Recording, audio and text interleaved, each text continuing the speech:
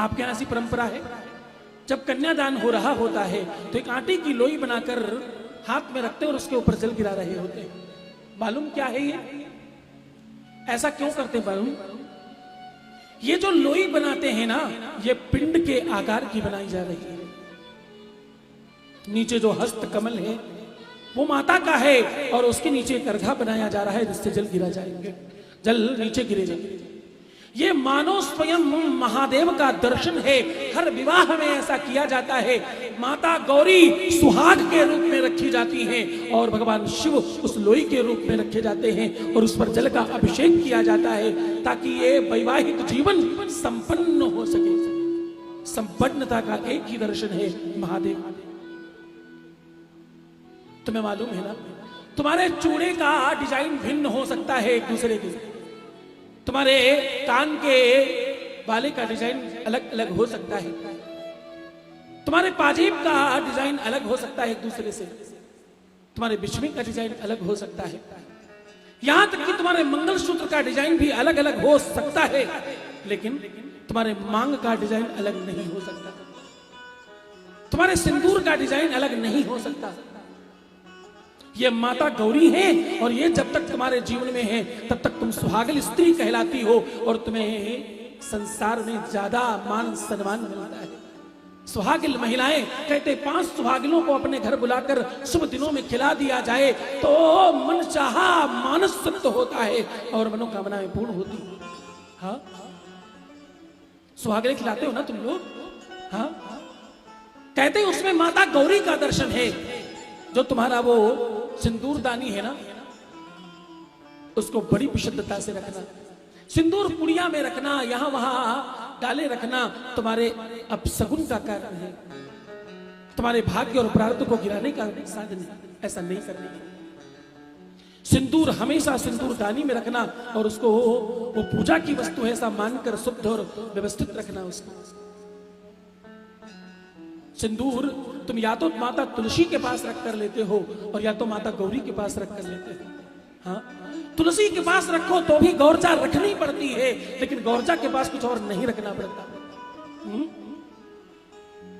और तुम्हारे विवाह में वो आटे की लोई, क्योंकि अन्न है। अब तुम संसार में जा रहे हो, बिना अन्न के काम नहीं चलेगा, इसलिए अन्न की शिवलिंग बनाई जा रही है। पूरे विश्व में सारी चीजों की शिवलिंग बनती है, अन्न की शिवलिंग केवल और केवल विवाह में बनाई जाती है। क्योंकि एक समय में अन्न ही सबसे बड़ा धन था।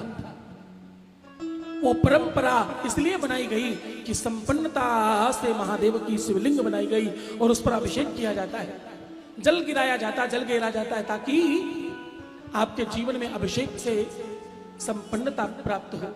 इस पृथ्वी पर भी आकाश से अभिषेक होता है, धरती रंग रोगन होती है और खूब श्रृंगारित हो जाती है, मानो दुल्हन की तरह सज गई हो धरती।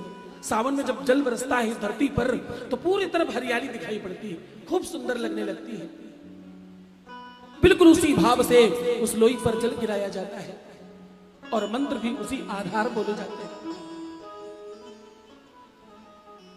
एक बात और बताऊं, तुम में से बहुत सारे लोग मुझे खूब अच्छे से सिंदूर आगे से पीछे तक लगाए हुए दिखाई पड़ रहे हैं, लेकिन कुछ नवयुवक बच्चे जिनका जल्दी विवाह हुआ है वो फैशन के मारे थोड़ी व्यवस्थाओं को खराब कर रहे हैं। देखो, तुम्हारी बिंदी सर्प की बन जाए मुझे कोई समस्या नहीं, सांप हो बिच्छू हो जो मर्जी लगाओ कोई समस्या नहीं। वैसे तो ये तुम्हारे 16 श्रृंगार का मामला है, इसमें सांप बिच्छू का क्या ही जरूरत है। अच्छी चीजों में सांप बिच्छू क्या करोगे, लेकिन कोई बात नहीं, चलता है। तुम्हारी बिंदी कितनी ही छोटी हो जाए, भले ही ढूंढ कर बताओ स्थिति हो, कोई बात नहीं, चलेगा। लेकिन सिंदूर ऐसा न करना। कुछ लोग वो पता नहीं आजकल कौन सा पेन आया है उससे सिंदूर लगाते हैं, उसमें सिंदूर नहीं होता। सिंदूर सिंदूर से लगाया करो। ऐसा फैशन न करो जिससे सर्वस्व खराब हो जाए, फैशन ऐसा करो जिससे सर्वस्व अच्छा हो जाए। हाँ, हमारे यहाँ फैशन भी ऐसा करते थे। आजकल बच्चे वो जरा सा यहाँ टीका हल्का सा लगा लेते हैं इस जगह पे कहीं, इतना सा जरा सा, ऐसा लगता मानो कह रहे हैं ढूंढ कर बताओ कहां लगाया। हाँ, वो अखबार में 2 चित्र आया करते पहले, उसमें 8 कमियां हैं, ढूंढ कर बताओ। किसी का टोपी टेढ़ी है, किसी का चश्मे में वो आईना नहीं है, जाने क्या क्या होते हैं 8, लेकिन दिखते नहीं। ऐसे बच्चियां आजकल यहां कहीं अंदर रख लेती, कहती ढूंढ कर बताओ। और एक आश्चर्य, यहां रख लेती तब तक भी ठीक था, अब तो ये यहां कहीं ऐसे करती और यहां रख लेती और ऊपर से बाल से बंद कर लेती। अब बताओ बताओ, हाँ अब जरा ढूंढ कर बताओ। अरे तुम्हारा दर्शन है, सत्य कह रहा हूं, तुम्हारी सुंदरता बढ़ जाती है, तुम और ज्यादा सुंदर लगने लगते हो जब सिंदूर लगाते हो। पूरी दुनिया में सबसे ज्यादा सुंदर देखना हो ना किसी को, तो सिंदूर लगा कर देखना। तुम्हारे विवाह के बाद तुम्हारी वास्तविक सुंदरता बढ़ जाती है।